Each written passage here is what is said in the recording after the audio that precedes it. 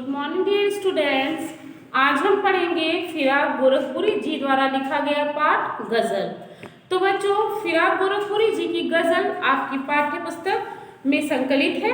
देखते हैं हम फिराक गोरखपुरी द्वारा लिखी गई गजल, जिसमें प्रकृति का आलम्बन बसंत ऋतु के रूप में किया गया है। बसंत ऋतु की सुंदरता का वर्णन किया गया है।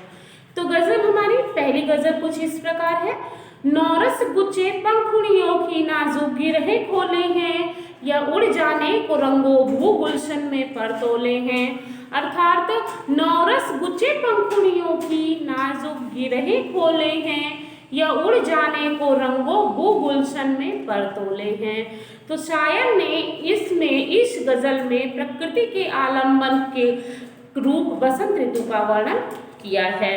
और वो कहते हैं कि नौरसों के प्रभाव के कारण पेड़ पौधों की जो कलियां हैं वो अपनी पंखुड़ियों की नाजुक अर्थात कोमल गांठों को खोले हुए हैं, और अर्थात कलियां फूल बन जाने के लिए तैयार हैं। बाग की सभी कलियां फूल बन जाने के बाद फूलों के रंग और खुशबू चारों तरफ फैलने के कारण मानो उन्होंने अपने पंखों को खोल लिए हैं। लोक प्रचलित बोली में बसंत ऋतु के सुहावने मौसम को नौरस कहा जाता है, क्योंकि इस ऋतु में पेड़ पौधों में फल और फूल आ जाने के कारण प्रकृति नवरसों से भर जाती है। इसीलिए इसे नवरस अर्थात नए रस का आगमन भी कहा जाता है। अगली गजल कुछ इस प्रकार से है।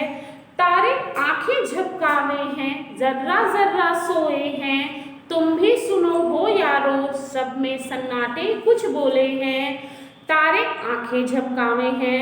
तो ये गजल हमारी फिराक गोरखपुरी जी द्वारा लिखी गई है, जिसमें रात का वर्णन है। वो कहते हैं, रात का वर्णन करते हुए कहते हैं कि इस समय प्रकृति का कण कण सोया हुआ है, चारों ओर खामोशी और सन्नाटा है। ऐसे सन्नाटे में केवल एक ही क्रिया चल रही है। वो क्या है? टिमटिम करके तारों का टिमटिमाना। रात के सन्नाटे में तारों की आंखें झपकाना शायर को ऐसा संदेश देता है जैसे वह कुछ बोलता हुआ दिखाई देता है। आंखें झपकाने से तात्पर्य तारों का टिमटिमाना, कुछ ऐसा लगता है जैसे कि वह कुछ बोल रहा हो। प्रकृति किसी भी समय शिथिल और गतिहीन नहीं होती, सदा क्या रहती है? गतिशील रहती है। शायर ने संबोधित किया है कि रात के सन्नाटे में हमें तारों की तरह टिमटिमाना चाहिए, अर्थात विपरीत परिस्थितियों में भी गतिशील रहने की शिक्षा देनी चाहिए। अर्थात जीवन में कितनी भी दुख आए, कितनी भी बाधाएं आए, उनका डट कर मुकाबला करना चाहिए और कभी अपने आप को विपत्तियों के सामने कमजोर नहीं पड़ने देना चाहिए। हमेशा गतिशील रहना चाहिए। अगली गजल है। हम हो या किस्मत हो हमारी, दोनों को एक ही काम मिला, किस्मत हमको रो लेवे हैं, हम किस्मत को रोले हैं। हम हो या किस्मत हो हमारी, दोनों को एक ही काम मिला, किस्मत हमको रो लेवे हैं, हम किस्मत को रोले हैं। इन पंक्तियों में शायर ने कहा है कि व्यक्ति का जो भाग्य है और व्यक्ति का जो पुरुषार्थ है, उन दोनों में समन्वय होना चाहिए। फिराक गोरखपुरी जी कहते हैं, हमें और हमारी किस्मत दोनों को ही एक दूसरे पर रोने का काम मिला है। कहा जाता है कि भाग्य व्यक्ति के पुरुषार्थ से बनता है। भाग्य व्यक्ति जो होता है वो भाग्य का निर्माता स्वयं होता है। यदि ऐसे में व्यक्ति पुरुषार्थ करना छोड़ दे तो भाग्य भी उस पर रोता है और मुझे बनाने का प्रयास क्यों, वो कहते हैं भाग्य भी उस पर रोता है कि मुझे बनाने का प्रयास क्यों नहीं किया गया। कर्महीन व्यक्ति यह सोचकर कि जो कुछ भी मुझे मिलेगा अर्थात जो मेरे भाग्य में होगा वह मुझे मिलेगा, और भाग्य के भरोसे बैठा रहता है, कुछ करना नहीं चाहता। व्यक्ति और भाग्य दोनों ही व्यक्ति के पुरुषार्थ पर आधारित होते हैं। दोनों को एक दूसरे पर रोने से बचाना है और व्यक्ति को पुरुषार्थ करना अनिवार्य है। कर्महीन व्यक्ति अपनी असफलता को भाग्य की विडंबना कहकर उस पर रोने के अतिरिक्त कुछ नहीं करता।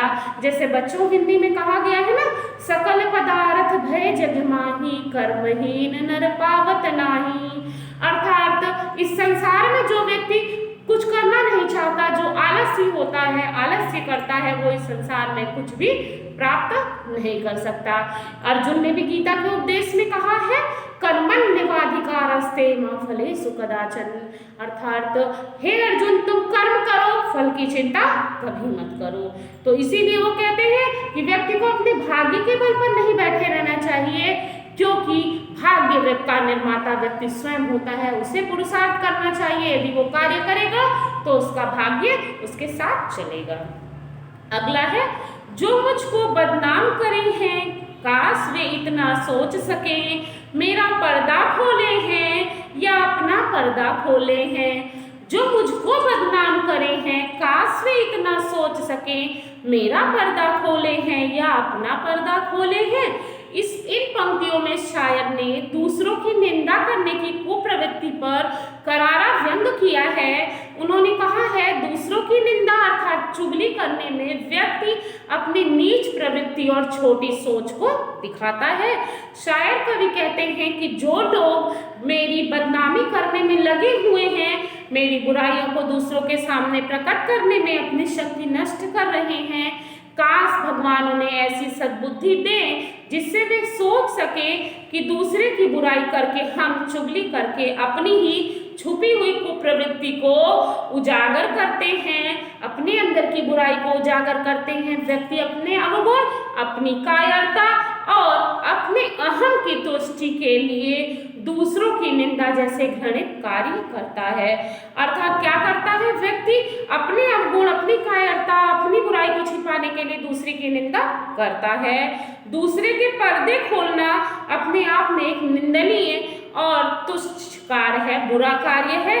किसी की निंदा करके हमको कभी कोई हानि नहीं पहुंचा सकता, बल्कि सिर्फ और सिर्फ वो अपना ही नुकसान करता है, अपने अंदर की बुराई को दूसरों के सामने लाता है। अर्थात वो मेरा पर्दा खोलने के बजाय से अपने ही पर्दे को, अपनी ही बुराई को दूसरों के सामने उजागर करता है।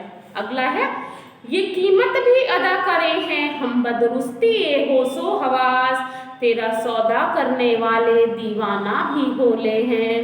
इन पंक्तियों में कवि ने प्यार की कीमत अदा करने की बात कही है। उन्होंने कहा है कि प्रेम बहुत अनमोल और अतुलनीय भावना है, जिसकी किसी से कोई तुलना नहीं की जा सकती। किसी अन्य वस्तु से इसकी तुलना करना व्यर्थ है। शायद प्यार की कीमत अपनी बदनामी के रूप में पूरे विवेक के साथ कर रहा है। अपना प्यार प्राप्त करने के लिए यदि समाज में बदनामी का कष्ट सहना पड़े तो वो भी स्वीकार करना चाहिए, क्योंकि अपने प्रियतम के प्यार को प्राप्त करने के लिए, उसका सौदा करने के लिए, दीवानापन अर्थात पागलपन की सीमा तक जाने के लिए भी उसे तैयार रहना चाहिए।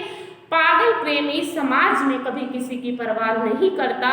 उसका मुख्य उद्देश्य कहाँ तक होता है, सिर्फ उसके प्रेमी तक ही सीमित होता है जिससे वो प्रेम करता है। अगला है, तेरे गम का पासी अदब है, कुछ दुनिया का ख्याल भी है, सबसे छिपा के दर्द के मारे चुपके रोले हैं। इस गजल में कहना चाहते हैं कि प्यार के दर्द को व्यक्ति किसी के सामने व्यक्त नहीं कर सकता, उसे चुपके रोने को विवश कर देता है। तो वो कहते हैं, जिस प्रेम को व्यक्ति सब कुछ खोकर प्राप्त करता है, उसके वियोग का जो दुख होता है वो असहनीय हो जाता है। व्यक्ति दुविधा में फंस जाता है, जहाँ एक और प्रियतम की यादें भुला नहीं पाता, दूसरी ओर उन यादों को लोकलाज के भय के कारण किसी के सामने प्रकट भी नहीं कर पाता। अर्थात एक और अपने प्रेमी को वो भूल भी नहीं पाता, दूसरी ओर लोकलाज के भय के कारण किसी को बता भी नहीं पाता। तो समाज को सदैव से प्रेम करने वाले व्यक्तियों का दुश्मन बना हुआ है। तो वियोग के दर्द को छुपाना, ऊपर से रोने की मनाही प्रेमी के दुख को कई गुना बढ़ा देती है। इसलिए प्रेमी को रोना भी चुपके ही पड़ता है, अकेले में पड़ता है, क्योंकि वो अपने दुख को किसी को बता नहीं पाता है। अगला है, फितरत का कायम है तवाजुन आलमो हुस्नो इश्क में भी, उसको उतना ही पाते हैं खुद को जितना खोले हैं। फितरत का आलम है तवाजुन आलमे हुस्नो इश्क में भी, उनको उतना ही पाते हैं जितना खुद को जितना खोले हैं। इन पंक्तियों में शायर ने हुस्न और इश्क के संतुलन की नियम की व्याख्या की है।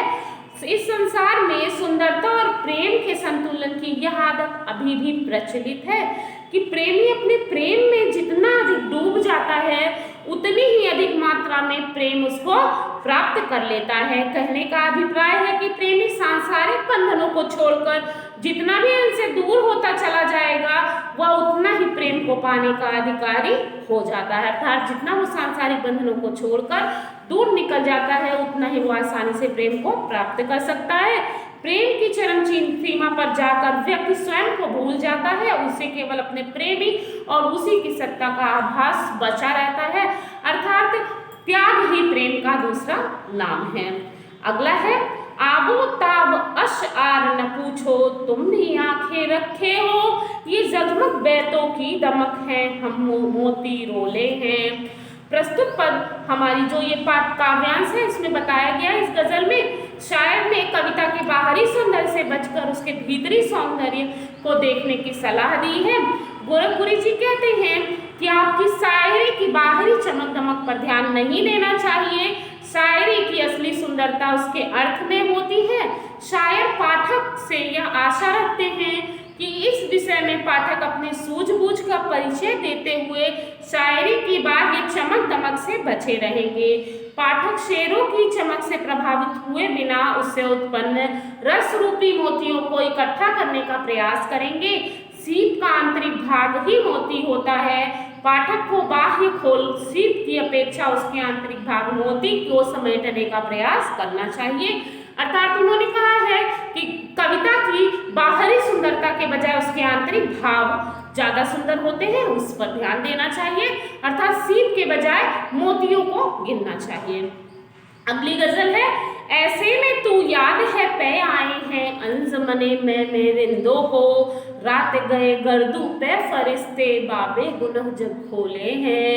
इन पंक्तियों में शायर ने शराब के नशे में डूबे प्रेमी को बताया है किसकी भांति, आकाश के देवता की भांति। वो कहते हैं कि अपने प्रेमी के से बिछड़ने के दर्द में अक्सर प्रेमी व्यक्ति शराब के नशे में डूब जाता है, उसकी यादों से छुटकारा पाने के लिए प्रयास करता है और शराब की महफिल में बैठे एक शराबी को उसके प्रियतम से वार्तालाप और उसके कार्य याद आते हैं जिन्हें वह भुलाना चाहता है। अर्थात व्यक्ति अपने प्रेम को भुलाने के लिए शराब जैसी बुरी चीजों का भी सहारा लेता है, अर्थात व्यसन का लती हो जाता है, व्यसनी हो जाता है। वियोग में व्यक्ति अकेला हो जाता है। महफिल में बैठा प्रेमी अपने प्रियतम की बीती यादों का स्मरण करके उसका इस प्रकार अध्ययन करता है जैसे रात के समय आकाश में देवतागण संसार के पापों को पढ़ते हैं, संसार के पापों का अध्ययन कर रहे हों। सच्चे प्रेम की अभिव्यक्ति वियोग में ही दिखाई देती है।